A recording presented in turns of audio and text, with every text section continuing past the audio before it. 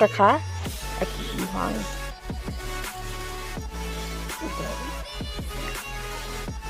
চালটা ওটা চলে যাবে, কাঁটা নাই। বোয়াল মাছের দিয়ে চপ হবে, খেতে খুব সুন্দর লাগবে। নিয়েছি একটুকুনো কাঁটা নেই, বোয়াল মাছ তো 1 কাঁটার মাছ। দিয়ে ছালগুলো একধারে হয়ে গেছে, সব ফেলে দেবো।